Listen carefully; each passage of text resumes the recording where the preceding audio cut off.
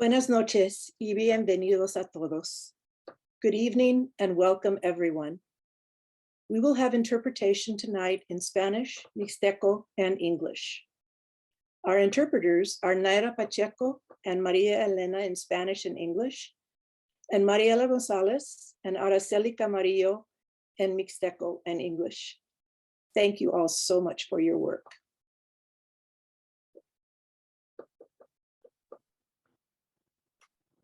Hola, buenas tardes.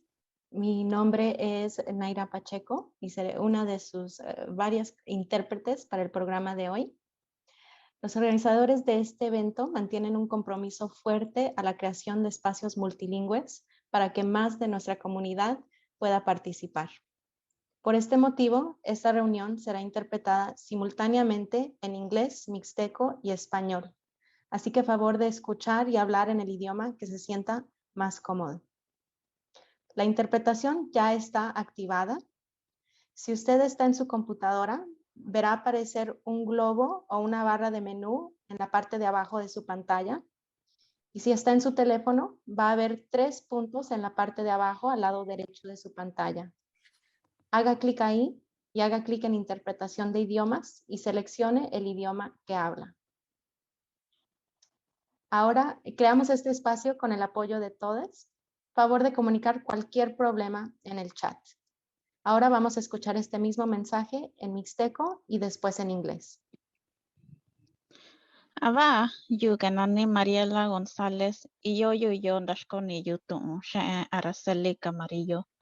na shakinya junta yo ra kunina na kubi kuniso ta kunti iyo shanye shitu nya ka yo ra shanya yo que yo na dashkoni tu no do bischinya cuenta inglés tu sabe shi nya tu sa ra tu nya ni tu yo kanto ra kuniso do nya tu nya shini sondo ra shanda vikuna nya no dashkoni na tu ra tu computadora que tin hura chiti shi kuni hun un duñi no teka globo sakaña no pantalla nya ra tu teléfono ni hun ra kuni hun subino nyan du uni punto chinta aqua kwa shi hun kara tenti ira to ni hun no que interpretación de idiomas atendi ira kwa shi kun no kaña mixteco nya kunin te na ko vida kuntina ra tu yañe kwe kuchundo ayañe kundani do shira kubinda tundo na chindende ini chat abichin ku weekend nya cuenta nya no dashkoni na tu.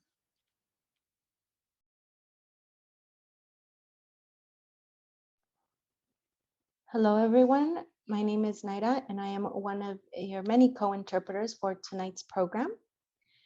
The organizers of this event have a strong commitment to creating multilingual spaces so that more of our community can engage. For this reason, this meeting will be interpreted simultaneously in English, Mixteco, and Spanish. So please listen and speak in the language you are most comfortable. The interpretation feature is now enabled. If you are on a computer, you will see a globe pop up on the bottom of your screen or a menu bar. And if you are on a phone, you will see 3 dots on the bottom right-hand side of your screen. Click on these and select the language you speak. If for some reason the original speaker sounds louder than the interpreter you are listening to, you can mute the original audio at any moment. We create these spaces with everyone's support. Please communicate any issues by chat. Thank you, and we may now begin. Welcome to our webinar on immigration enforcement, police trust, and public safety. Thank you for joining us. My name is Amy Reed, and I'm honored to serve as moderator. I am a member of the board of directors of Buen Vecino. Tonight's event has 4 co-sponsors. ICE out of Ventura County is a grassroots coalition of over 20 community organizations. As a coalition, we recognize that immigrants are integral, contributing, and essential community members in Ventura County. And our purpose is to make Ventura County safer for all of its residents. The Mixteco Indígena Community Organizing Project, MICOP, provides many programs to serve our farm working and Mixteco speaking community members in Ventura and Santa Barbara counties. To further its purpose of educating and offering reliable legal information, advice, and representation to our migrant community, the staff of MICOP's Immigration Legal Assistance Program works closely with ICE out of Ventura County. Central Coast Alliance United for a Sustainable Economy, or CAUSE, is a base-building organization committed to social, economic, and environmental justice for working class and immigrant communities in California's Central Coast. We build grassroots power through community organizing, leadership development, coalition building, civic engagement, policy research, and advocacy. Buen Vecino is a community-based organization in Ventura County whose vision is to cultivate an environment where the human dignity of every person is respected and where all people have equal rights. Our guest speaker tonight is Dr. Tom Wong, professor of political science and founding director of the U.S. Immigration Policy Center at the University of California, San Diego. Dr. Wong served as an advisor to the White House Initiative on Asian Americans and Pacific Islanders under the Obama administration, where he co-led the immigration portfolio. He is also co-director of the Human Rights and Migration Program. His research focuses on the politics of immigration, citizenship, and migrant illegality. Welcome, Dr. Wong. Thank you so much for having me, and thank you for that kind introduction. I know we have interpretation, so I am going to try to speak as clearly and slowly as possible, which is difficult for me. For those who know me, they know I like to talk and talk a lot and speak quite quickly, but I will try to do my best. And interpreters, please feel free to interrupt if I'm going too fast. So thank you all for joining and for giving part of your evening to this important discussion. I am going to jump right into the research that I've done on the impact of sanctuary policies. So the first study that I'm going to talk about is one that looks at sanctuary policies and their effects on crime, as well as on the local economy. So when we think about sanctuary policies, there has been a decade of advocacy that has tried to limit local cooperation with federal immigration enforcement. That advocacy is not just led by immigrant advocates on the ground. There are also some law enforcement agencies that have argued that police can do their work better if residents in a place do not have to worry about ICE. In other words, that police can do their work better if residents can come to the police and seek help or help the police.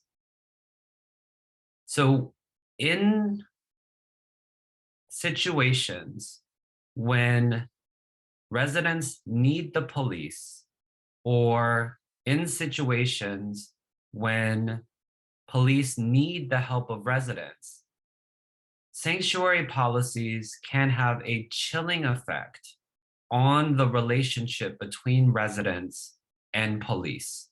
So that is what we call the mechanism that connects our want to delimit local cooperation with federal immigration enforcement is the trust that residents have in their local law enforcement. When local law enforcement works with ICE, it erodes that trust. In other words, it vanishes. And so when we think about that argument, we want to try to bring as much data and empirical research to bear as possible so that we can equip ourselves with both a logical argument, but also an argument that is backed by data. So when we think about this first study, we can take a large data set from ICE. So ICE itself is taking every county in the country almost and saying, here are some places that work with us, and here are some other places that are limiting cooperation. So when we think about this data set, it isn't something that I made up. It's not something that an organization made up. This is ICE and their own data. So they have what we call coded. So they have characterized over 2,000 counties in the United States by whether or not the counties have sanctuary policies. More specifically, whether or not the counties comply with ICE detainer requests. In other words, if the county will hold a person so that ICE can pick the person up, then that is cooperation. But if a county says, no, we will not tell ICE that we have somebody in custody, or we will not transfer to ICE the person, then we have non-cooperation, or we can call it a sanctuary locality. So when we think about this data set, there are 2,492 counties that we can examine. These counties account for over 90% of the total population in the US and over 95% of the immigrant population in the US. So in this data set, there are 608 counties that we can code as sanctuary counties. So in these sanctuary counties, what I've done is asked myself whether or not the sanctuary counties have higher or lower crime rates compared to the non-sanctuary counties. And with this data set, I've also looked at other local characteristics like the local economy, median household income, unemployment rates, and other factors.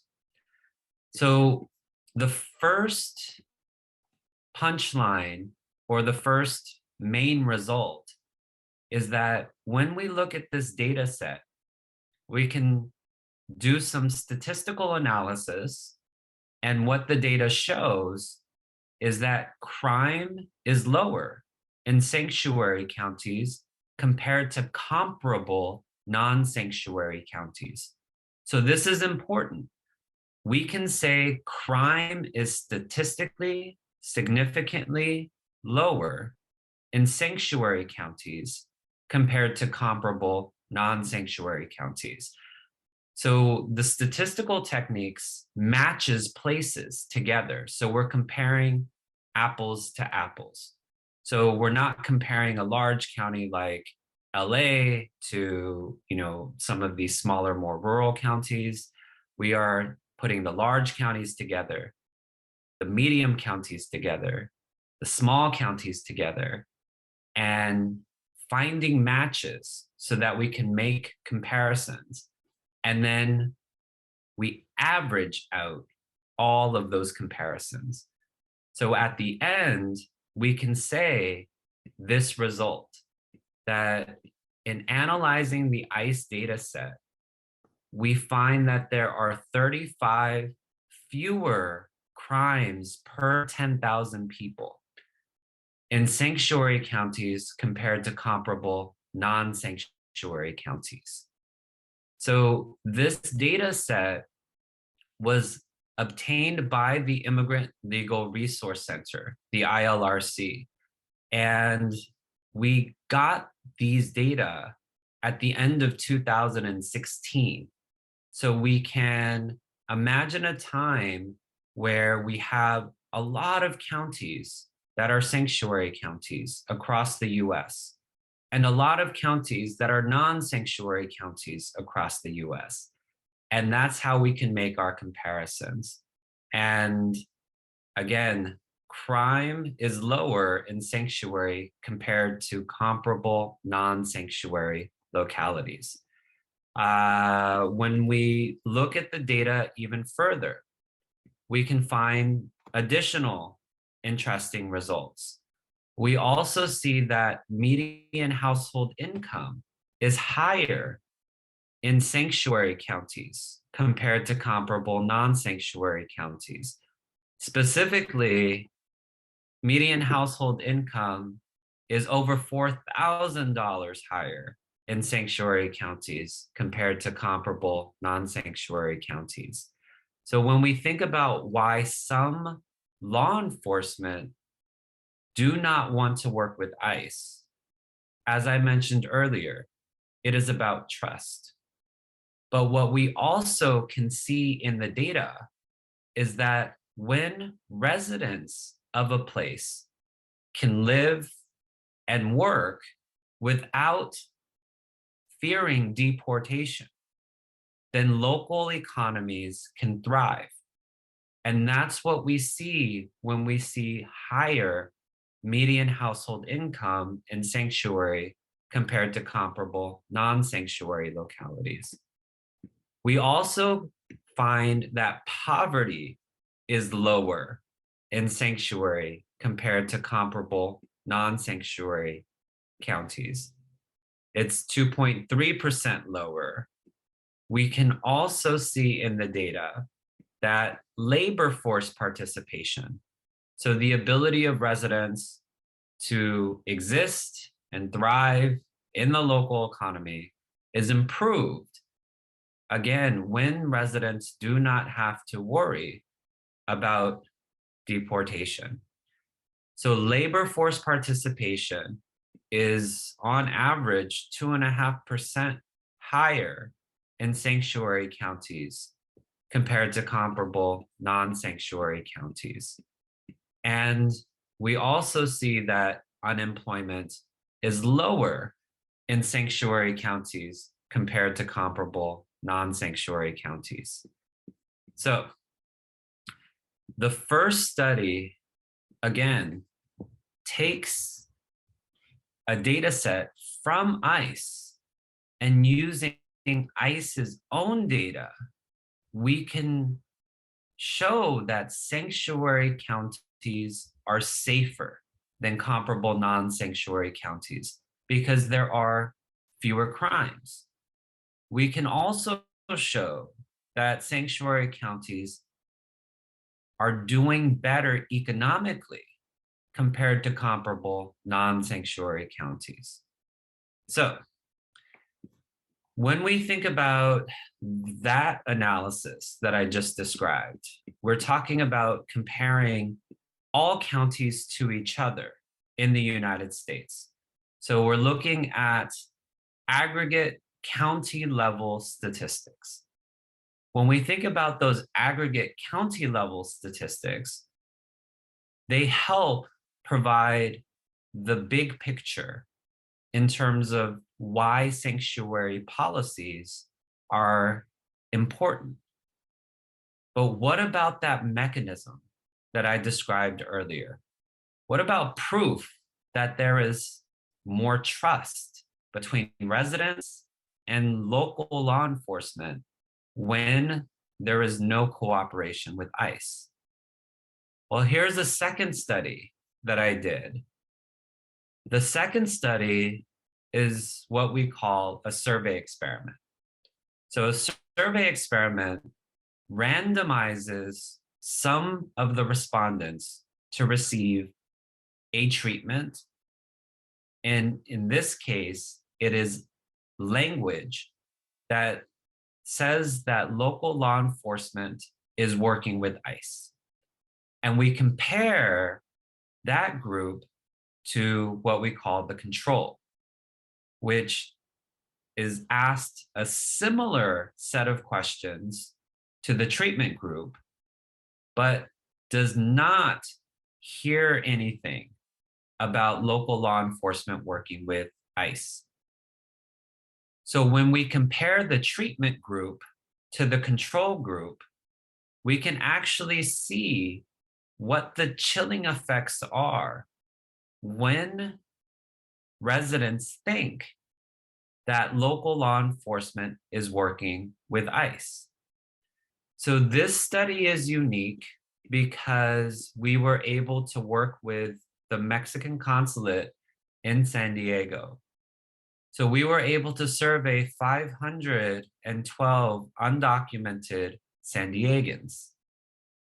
We did not just survey them, we also gave them a free immigration legal screening if they chose to participate in this study.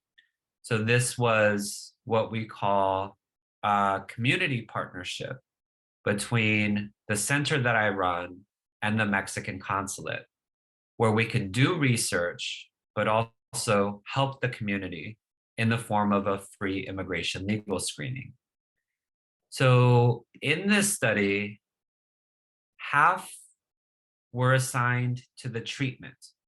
So they were told that if the San Diego Police Department was working together with ICE, how much trust would you have?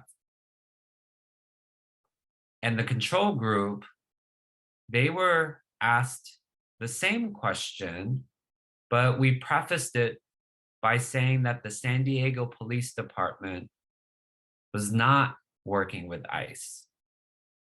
So in the treatment group, we're telling people San Diego Police Department is working with ICE. In the control group, we are telling people that San Diego Police Department is not working with ICE.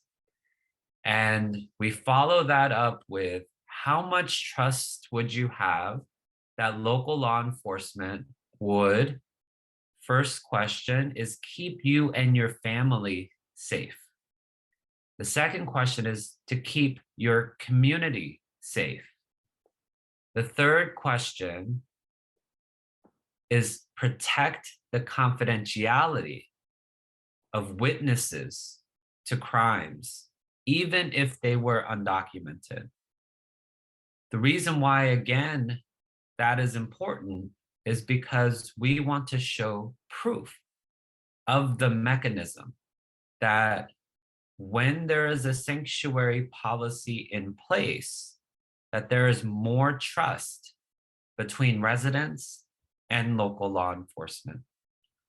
Our fourth question was protect the rights of all people, including undocumented immigrants, equally.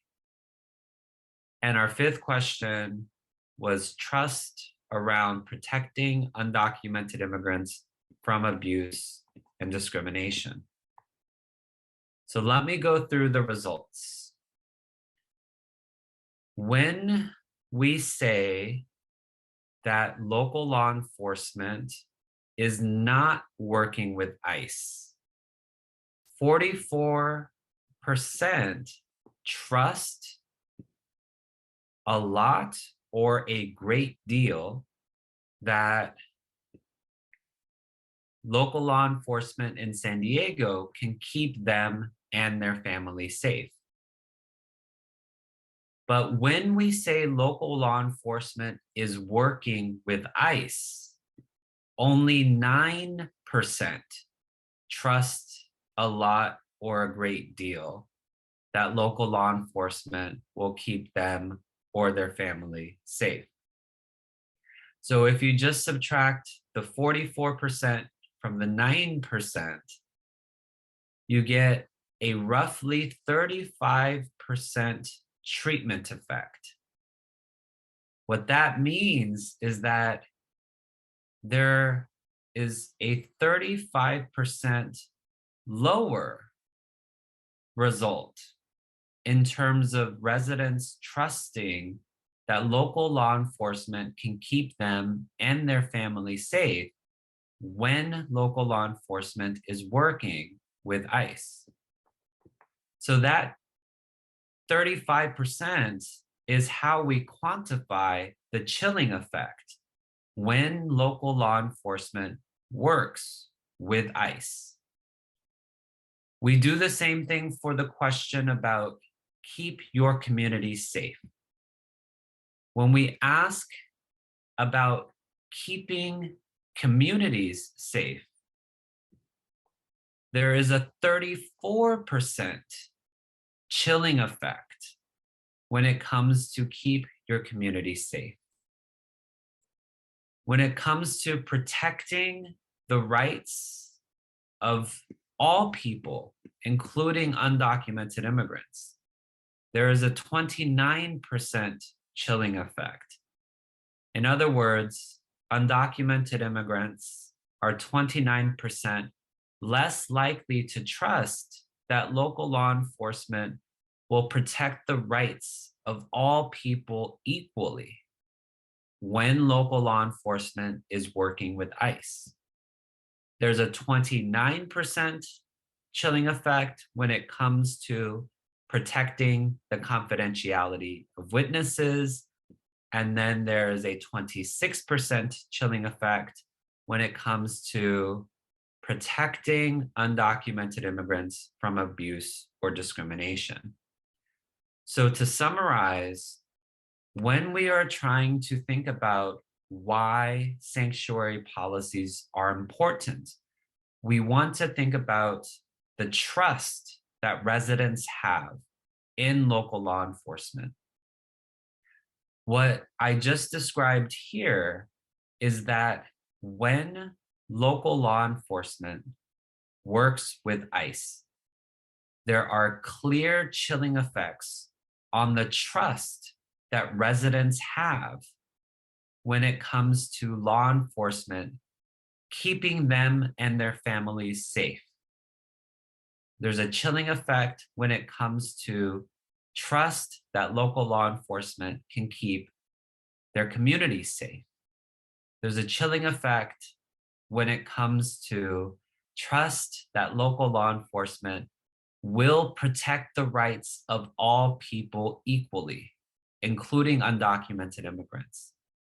There's a chilling effect when it comes to trust that local law enforcement will protect the confidentiality of witnesses to crime. And there's also a chilling effect when it comes to trust that local law enforcement will protect undocumented immigrants from abuse or discrimination. So in the first study, we take ICE's own data and show that nationally, crime is statistically significantly lower in sanctuary localities compared to comparable non-sanctuary localities. In other words, sanctuary localities are safer. We can also show that local economies do better when there are sanctuary policies in place. And in the second study, we go from the national analysis down to the individual level when we survey undocumented immigrants. And there we can quantify the chilling effects that local cooperation with federal immigration enforcement officials has on the trust that undocumented immigrants have in local law enforcement. So now on to the third study. And I will just spend a minute on the third study because I know we have other speakers. The third study is a poll. So it is another survey, but a representative survey of Californians. In the third study, we polled Californians and their support of the Vision Act. So the Vision Act would strengthen California's sanctuary policies. And what we find in the study is that 2 out of every 3 Californians support or strongly support the Vision Act. So 2 out of 3, meaning 67% of Californians support or strongly support the Vision Act. Let me tell you the specific question that we asked. We said there is currently a proposal in the California state legislature called the Vision Act. The Vision Act would ensure that an immigrant who is eligible to be released from a California state prison or a local jail would not be turned over to ICE. This includes a person who has completed their sentence, been granted parole, had charges dropped, or been granted release by a judge. With that in mind, we asked, do you support or oppose the Vision Act? The Vision Act passed one chamber of the California state legislature. It is now on to the California State Senate, which has until August to decide whether or not the Vision Act becomes law in California. And so when we survey Californians, 67%, to reiterate, support or strongly support the Vision Act. This includes majorities of those who are politically liberal, majorities of those who are politically moderate, as well as majorities of those who identify as conservative. So that means not only does a majority of Californians support the Vision Act, but there is also support across the political spectrum. So with that, I will end, and I look forward to the other panelists, and I also look forward to taking your questions. Thank you.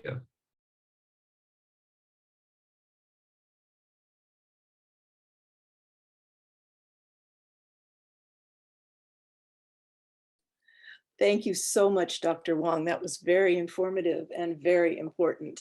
And I simply forgot to unmute myself. That's why it took me so long.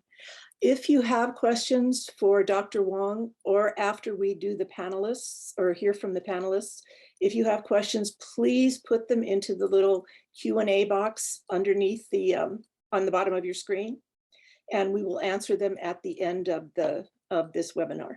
Thank you. And now we will hear from several panelists tonight who will speak to this evening's topic from direct experience. Our first community member is Fernando.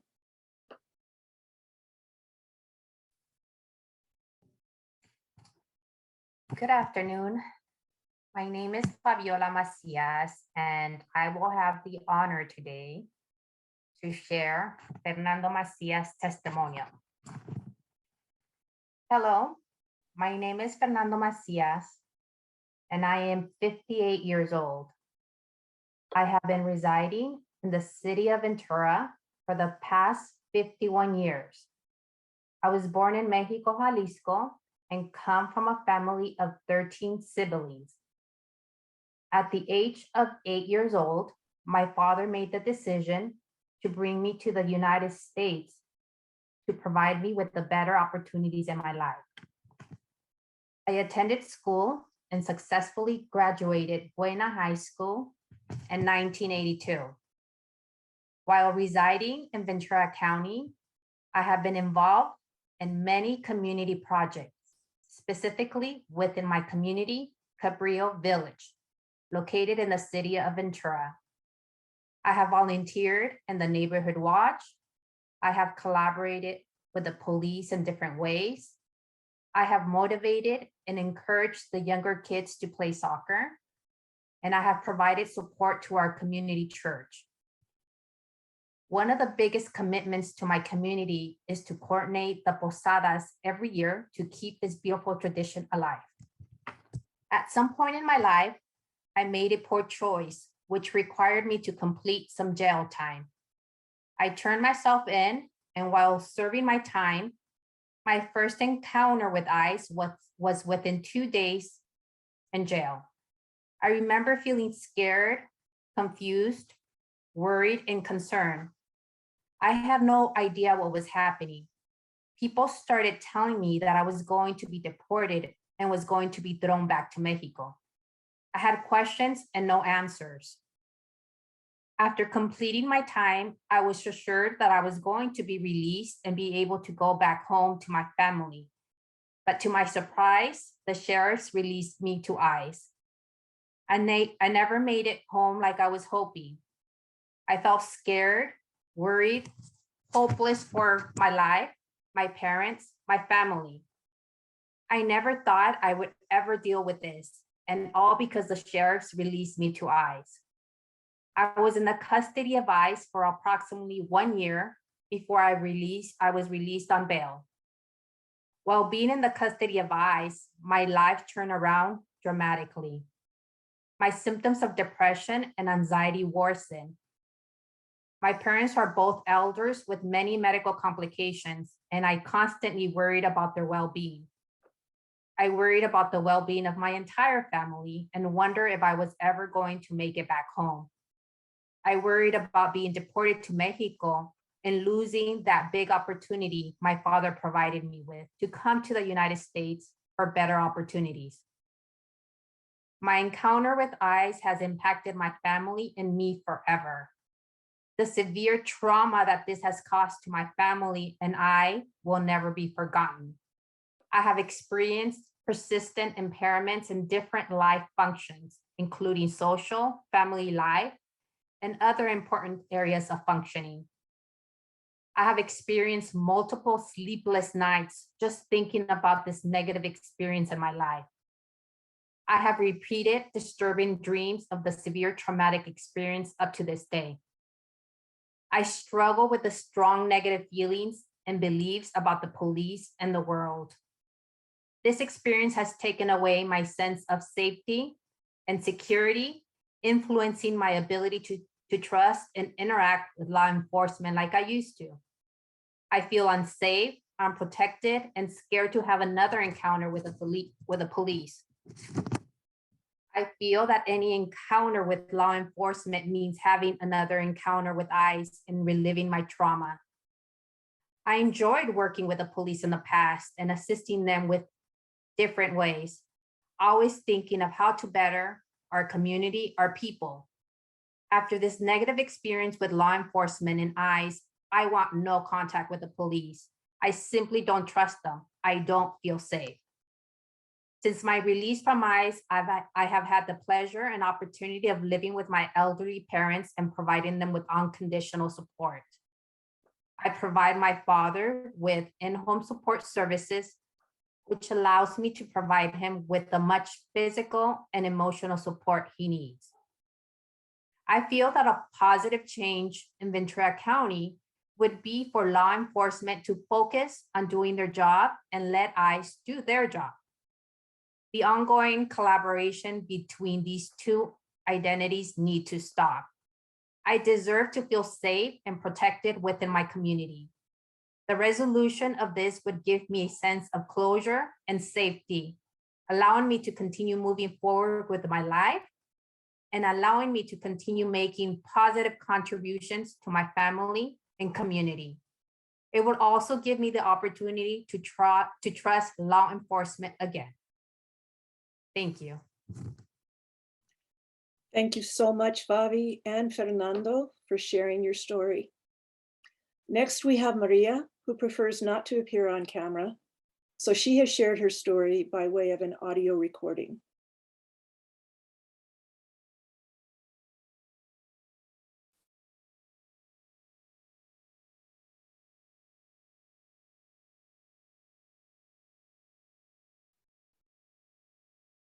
Hello, my name is Maria. I graduated from California Lutheran University in 2019, and I am currently a graduate student in the Department of Sociology at California State University, Northridge. I have been a resident of Ventura County for the past 17 years. My mother, siblings, and I migrated to this country in 2005 to be reunited with my father, who had come earlier to build a better life for us. But ironically, that took a turn in 2011 when my father was deported. He was detained in the county jail for 1 week before being turned over to ICE. He was given paperwork to sign, and without being able to read or understand much English, he signed his own deportation. Authorities failed to explain to him the paperwork he was signing, which is not surprising because it happens all the time. This was the moment that my distrust for the authorities began. I see that distrust in my community because people are afraid to report crimes due to fear of their immigration status being exposed. Even though our local authorities emphasize that they are there to serve and protect our community, that distrust runs deep due to their collaboration with ICE. I firmly believe that distress will be present as long as the Sheriff's Department cooperates with ICE. Thus, they are creating a hostile environment in our community because members do not feel safe reporting crimes. My father's deportation brought various challenges into my life and that of my mother and siblings. My mother was suddenly left to be the breadwinner of the house so that my siblings and I would not go hungry or be left without a roof to be housed under. My siblings and I were too young to understand the situation we were in. I can recall them crying and asking where my dad was. My mother tried her best not to break down and reassure them that we would see him soon. As for me, that experience has left a substantial psychological mark.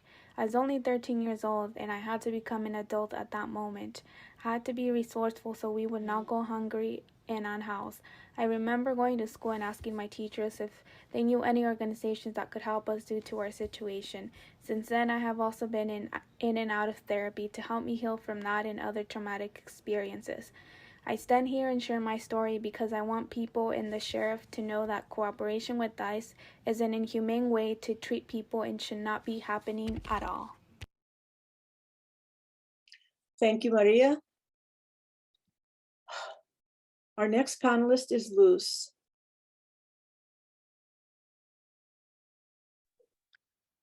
Sí, buenas tardes. Mi nombre es Luz Hernández. Soy líder de la comunidad con causa en Santa Paula. Estoy aquí para hablar de mis preocupaciones de que el condado de Ventura siga colaborando con ICE.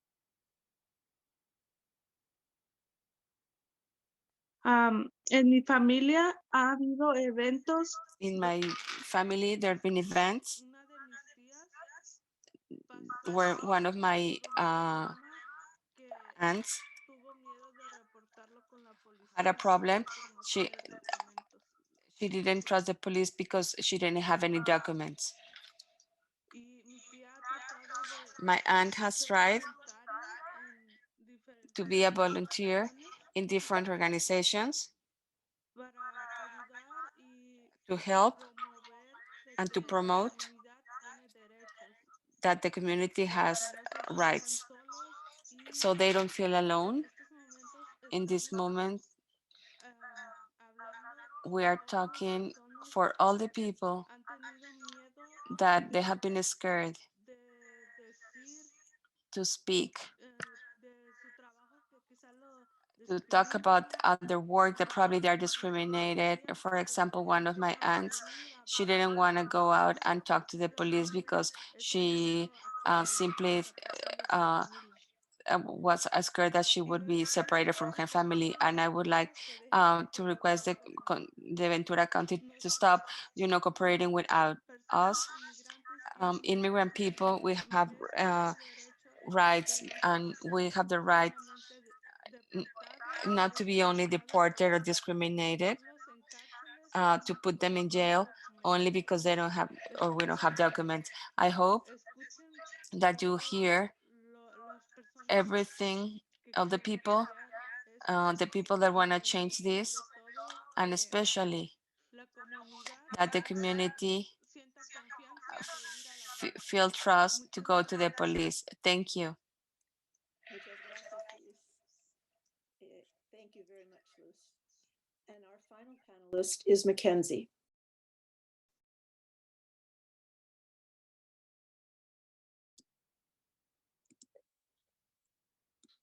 Hi, my name is Mackenzie Mackins, and I am an immigration attorney. I have been practicing since 2009 and represent immigrants, many of whom live in Ventura County. I practice or appear before the Immigration Court, the Board of Immigration Appeals, and the Ninth Circuit. I wanted to thank everyone who is on this on the panel today and also attending this webinar. I think it's very important for us to share our opinions and hopefully, if there are law enforcement listening to us, thank you for attending and being open to having this conversation. I think it's clear, and to echo what Dr. Wong said, many undocumented community members and their families are reluctant to report crimes when they know that the Sheriff's Department cooperates with ICE. We've heard personal stories and from Dr. Wong's extensive research. And I'm here to also illustrate some of those points for you guys today. People in the community are scared of ICE because ICE is there as a threat to them and their families. I have a very personal and relevant example that just happened last week. My client, who we use his nickname in the video that I will share in a few seconds, was driving in Ventura County with his 7-year-old son in the back seat. He noticed that 2 black SUVs were following him, so he pulled over. ICE immediately blocked his car in and started to threaten him, used offensive language, and I will now play the video of what ensued. Give me 1 second while I share my screen.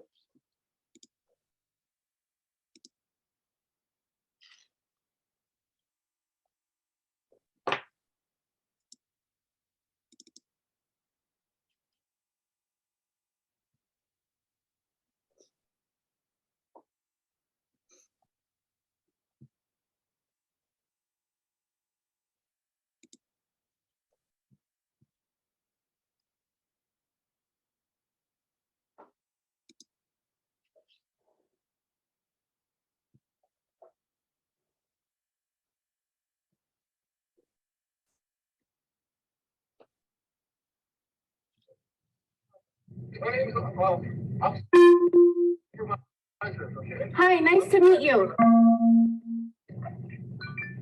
Okay, so look, let me tell you what's going on here. So Sure. I guess you filed for review in 2020. Are you given I do, sir. I do. It's in your file. If you're the supervisor, you should know. My name's all over his paperwork. Okay. My name's Mackenzie Mackins. I would like to see the warrant, and I would also like for you to stop blocking my client.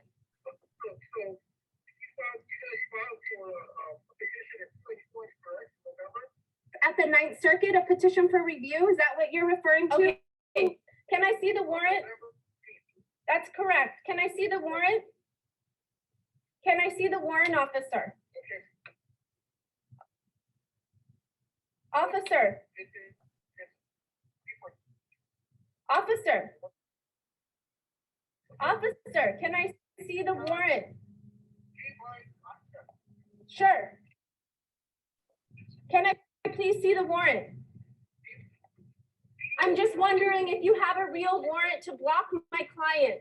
That's all. I'm wondering if you have a warrant to keep my client detained. If he is not arrested, he is free to leave. There are 2 choices. There's no gray area, sir. He is either arrested and not free to leave, or he is free to leave. It's your choice. Show us the warrant that allows you to detain my client. You are calling 911 because he's blocking traffic. You are blocking traffic. He cannot leave.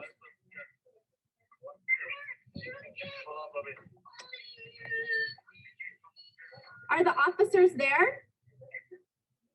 they went behind the truck. Police officers? No. It's okay, Michael. Michael, it's okay. It's gonna be okay. Don't stress out. I promise you it's gonna be okay, okay? Nayeli, are you there? Yeah, I'm right here. Okay, I'm talking to Richie right now on FaceTime. They don't have a real warrant. They can't do anything. My concern is that they're calling the real police and they're gonna call. I called the real police. I told them to come because they were threatening to break the windows with my in my car. Car. They are blocking him in. They blocking him in. I see. Okay, can you? Okay, so the video goes on, and I apologize for the interpretation of all of that, but the point of that video was to illustrate some of the terrifying tactics that ICE can use in the community. That happened last week, right in Thousand Oaks, in broad daylight. And I think it's an example of some of the tactics that are used by ICE that make the community so scared. So I guess just for the community members that are attending this, what does ICE do after they arrest you? And they put you into an ICE detention center or processing center. They don't allow you always to contact family members to let you know where they are. They can even move you out of state or out of the area, so it's even more difficult to contact people or have people come and visit you, secure representation.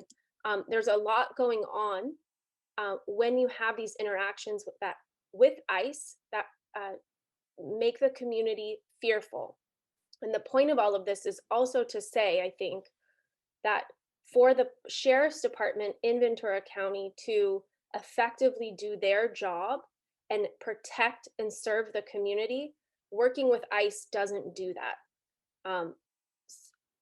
There have been numerous internal investigations by the Office of Inspector General about how ICE uses these tactics to force people to sign documents, to expedite their removal. They don't explain their rights to see an immigration judge, or even conduct basic screening about fear to return to their native country. All of this is required by law, and we know that ICE is very flippant about some of these requirements and interactions with people in the community. Also, what's required or allowed by law is for ICE to use some of these ruses to come into contact with people. So they identify themselves as police instead of ICE. They tell people that they have a warrant without clarifying the difference between an administrative ICE warrant and an actual judicial warrant signed by a judge, and so on. I think these tactics are dangerous and only serve to scare community members. And when ICE works with the sheriff's department, it's hard for people to tell the difference between who ICE is and who the police are, who are there to help and protect them. So I think the bottom line, what's clear is that if the sheriff department stops working with ICE, it will build trust in the community, which I think is, everyone's goal and the overarching theme for this whole coalition is to build trust with the community and with the sheriff's department. And the way to do that is not by working with ICE. I can answer more questions about the video or about my interactions with ICE at the end of the panel, but I just wanted to make that clear that I based on my experience over the last 10 plus years, when law enforcement does not work with ICE, but instead represents the community and protects the community, I think that it is illustrative of a working relationship with the immigrant community instead of working with ICE. And that's all. Thank you so much, Mackenzie. And thank you to each of our panelists for the courage and the strength of character you have shown in sharing your stories. Personal sharing of difficult experiences can be emotionally draining, as can listening to them. We know that you have shared your experiences to keep families together and to make our communities a safer place for all of us who live and work here. And now we will be opening the floor to questions from our audience. If you have a question, there's a little box at the bottom of the screen that says Q&A. You can post a question there.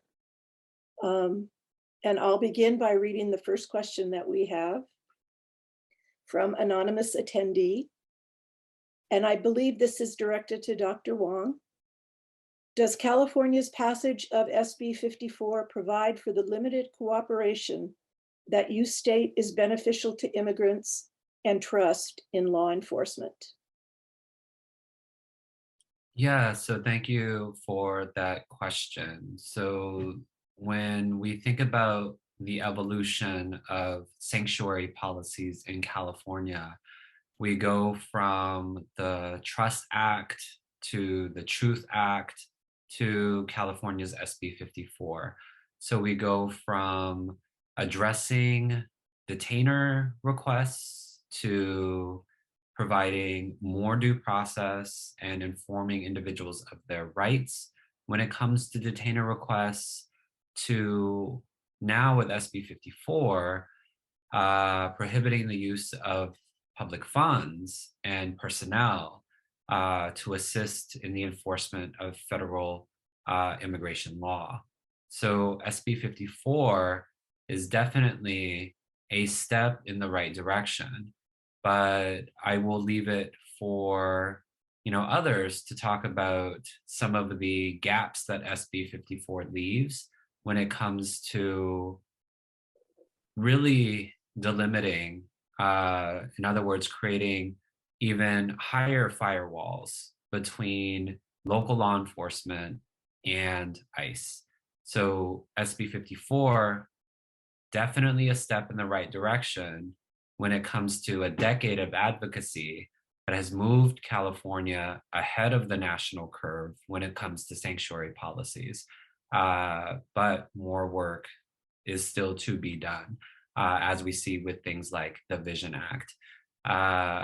As it relates to the first study that I mentioned on sanctuary policies, if one is interested, the reason why that data set is so interesting is because it showed the current status of a county and whether or not it was accepting detainer requests or whether or not it was no longer accepting detainer requests. So we have variation in the state of California because this precedes SB 54, the data set precedes SB 54, and we can do analyses nationally, as I showed. We can also do analyses within states where there are large counties, and within states, we also saw that sanctuary localities in California also had less crime and stronger economies compared to non-sanctuary counties in California. The same was true when I replicated the analysis for Texas. Thank you, Dr. Wong. Another question for you. Now that the entire state has SB 54, isn't every county a sanctuary county? And this question is from Gina Whitaker. Yeah, so when it comes to SB 54, on paper, we know that SB 54 limits the ability of local law enforcement to work with ICE. Specifically, the language of SB 54 prohibits state and local law enforcement agencies, including police, from using money or personnel to, quote, investigate, interrogate, detain, detect, or arrest persons for immigration enforcement purposes, unquote. So there are carve-outs for when local law enforcement can, in fact, work with ICE. And those carve-outs are quite extensive. So when you think about the types of crimes people may commit, then that's what I mean when I say carve-outs. So SB 54 on paper means that local law enforcement, whether it be a local police department or a county sheriff's department, should not be using money, again, or personnel for immigration enforcement purposes. But the law on paper has not necessarily been what people have experienced on the ground in practice, which is why local advocacy continues to be so important. So as a researcher, if we are coding California counties, or if we are looking at local police departments, then we may code all counties and local law enforcement agencies as so-called sanctuary localities.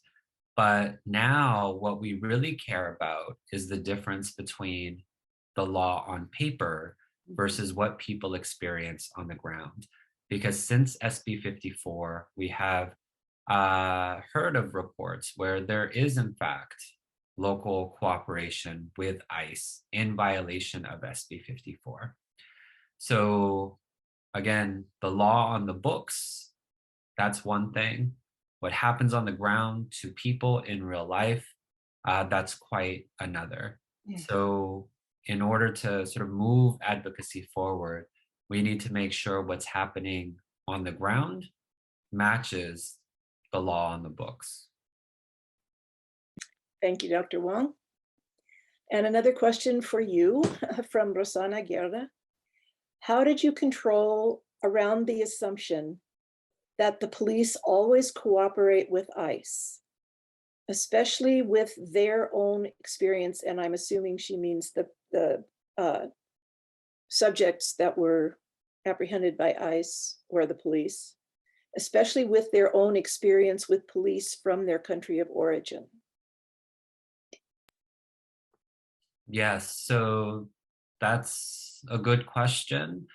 If we had a representative sample of all undocumented immigrants and we surveyed them, then we would just ask the additional question of the country that they were born in, include that in the regression model, and we would be able to control for country of origin experiences, including country of origin experiences with law enforcement.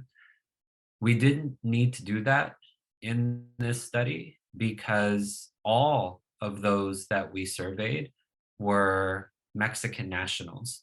Because again, we were able to survey undocumented immigrants in partnership with the Mexican consulate here in San Diego.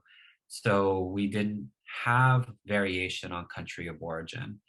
But of course, I think it is important to take into account the experiences that people have in their countries of origin before they come to the United States and how that might affect their trust or distrust of law enforcement.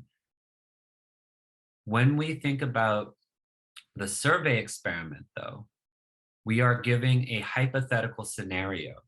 So in that hypothetical scenario, we preface the treatment as saying San Diego police and sheriffs are working with ICE to kind of make clear that there is cooperation. And then in the control, we make sure to also be very clear that the police and sheriffs are not working with ICE. So even if people have previous experiences that color their interactions with law enforcement, the treatment versus control makes clear the scenario that we are asking about, and the randomization of individuals to treatment or control group averages out those factors that we are not able to control for. For example, if somebody is left-handed versus right-handed, if we randomize respondents to two groups, there should be a similar percentage of left-handed people in both the control and treatment. So in this scenario, there should be a similar percentage of people who really, really trust the police, as well as a similar percentage of people who really, really distrust the police. So if we can average out those effects, then we can attribute any of the differences that we observe to the treatment specifically. And again, in the survey experiment, the treatment was a simple distinction between either working with ICE or not working with ICE. Thank you. here is another question from, I'm assuming, a scientist, because I can hardly understand it. Dr. Wong, saying law enforcement works with ICE had a dramatic impact on survey response. What would you expect to see on a similar survey if you said law enforcement is working with X, where X is a group that does not actually exist and respondents will know nothing about? So in a hypothetical scenario where we create some kind of placebo, where we are not asking about ICE, where we create an additional experimental condition, where it could be something like the IRS, then because the IRS should be benign in terms of the implications of law enforcement working with the IRS compared to the implications of law enforcement working with ICE, then we should see results that are similar to the control group. We shouldn't see as dramatic a result when we say working with the IRS versus working with ICE. The reason why we see such a dramatic effect when it comes to working with ICE is because undocumented immigrants know what the implications are.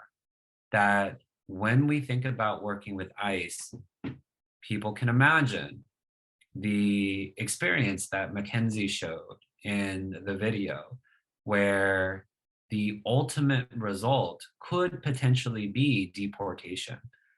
And so if we created some kind of placebo, I imagine the responses would be similar to control.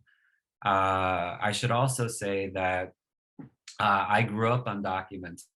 I grew up in a household that feared detention and deportation.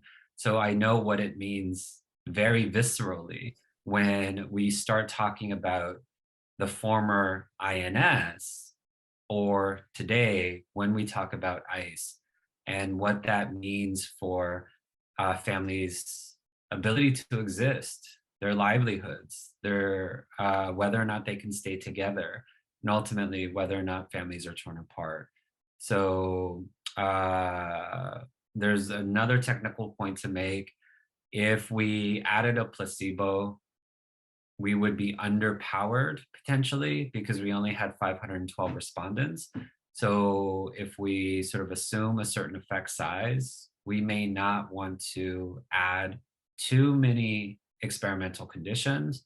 We may just want to stick with control or treatment so that we are not statistically underpowered. So that's another reason why we sort of did not include a placebo. But yes, political scientists often use placebos like the IRS or statements about the importance of recycling for these purposes, but we didn't need to do it here. Thank you. And a question from Robert Bland. Dr. Wong, are you aware of a 2021 study by the Center for Immigration Studies entitled, "Are Immigrants Less Willing to Report Crimes?" Data from National Crime Victimization Survey says no. If so, do you believe that this study contradicts your findings? I don't waste my time with the Center for Immigration Studies. They are a bunch of white nationalists, and I will not give them any of my brain space. Thank you. And an anonymous question. Well, first, Mackenzie, thank you for your advocacy. This appears to be an issue with federal, this question then is for Mackenzie. This appears to be an issue with federal government officials, not local law enforcement. Can you provide more details on this? My point being that this is ICE, not local law enforcement. So I would respond by saying, yes, it was ICE federal officials who were trying to arrest or detain my client, but they were using the ruse of identifying themselves only as police in Ventura County, which is confusing. And the point being too that people are so terrified of ICE, and when ICE works with the police, it's hard to distinguish the different groups, especially in a confrontational situation where there's very few minutes to call someone, make a mistake, verify, and they're under pressure. The ICE officers were yelling at my client through the window. So yes, those were federal agents acting in that way. The police did come by. They didn't help the federal agents or my client who called the police for help. I think they just kind of had the hands-off approach to let ICE figure out what to do.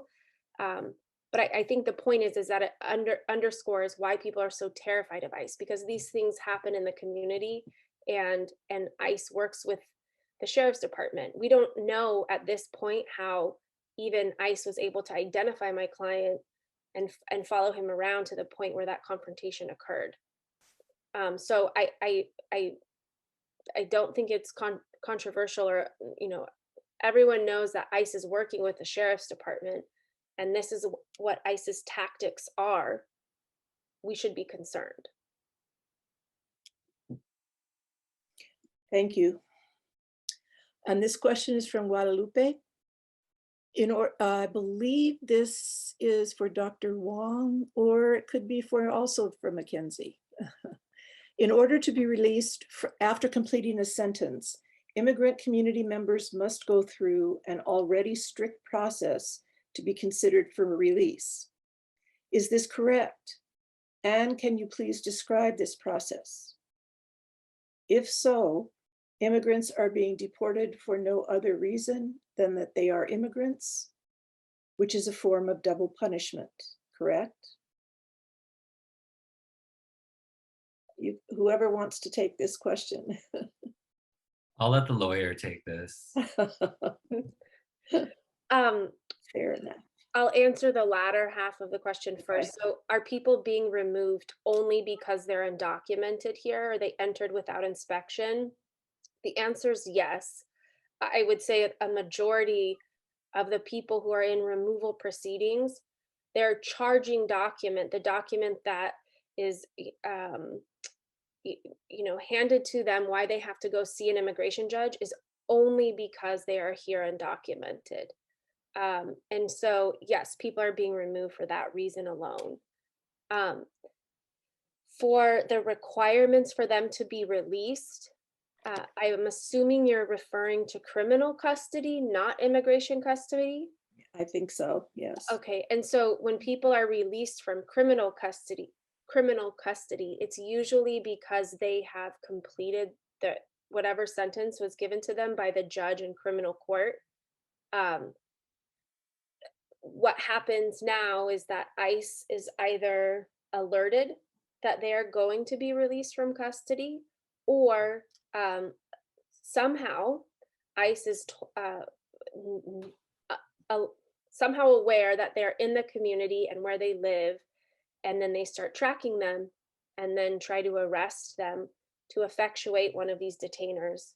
And so that's what's happening. As far as being released from criminal custody, it's just to serve the sentence that they were given. There's no extra barriers or requirements for them to be transferred into ICE custody. I hope I answered your question. Thank you very much, Mackenzie. Another question from Rosanna for Mackenzie. I'm sick that this happened in Thousand Oaks, where I reside. How can I take action in my city to deal with this type of failure for the rule of law? That's a good question. I think that's why we're all here today. I think advocacy is very important. I think talking to your representatives are important.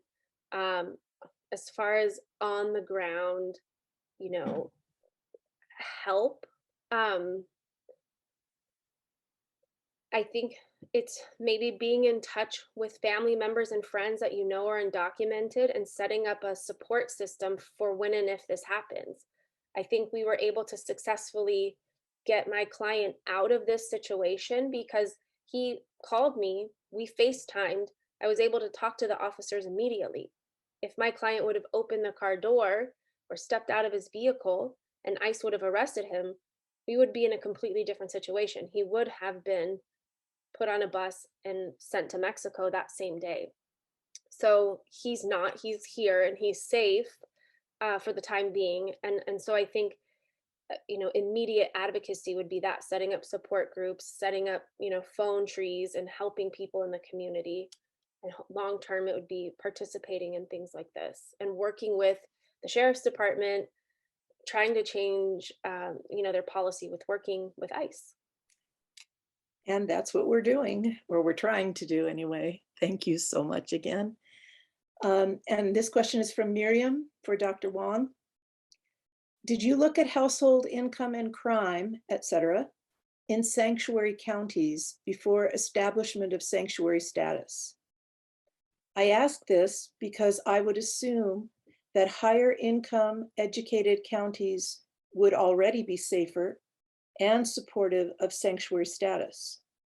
Perhaps sanctuary status results from and is not the cause of communities being safer. So we don't have a before or after analysis in that first study. So we have over 2,000 counties. Some are coded as sanctuary, some are coded as non-sanctuary. And we are using a technique called coarsened exact matching to make apples to apples comparisons. So we can't really say much about the causes of a sanctuary policy or the lack thereof.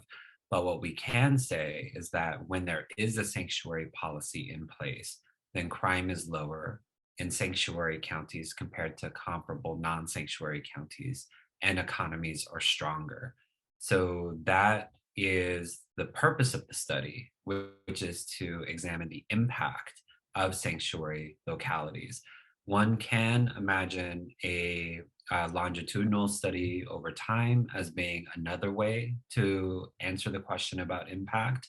But again, we took a data set from ICE and used ICE's own data to show that sanctuary counties were safer and that economies were stronger when compared to comparable non-sanctuary counties.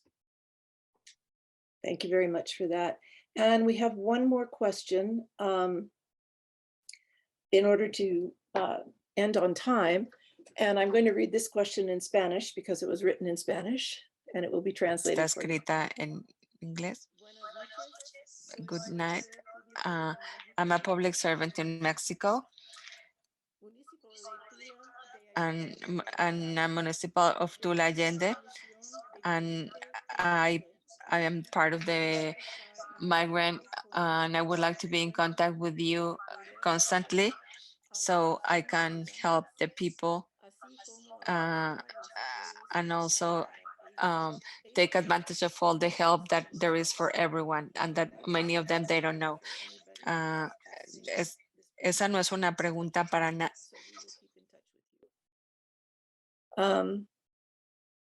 One last question then. Is being undocumented a crime? Mackenzie left, but I will take this.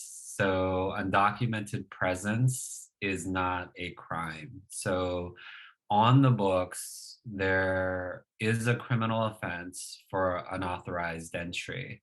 But when it comes to undocumented presence, that in and of itself is not a crime.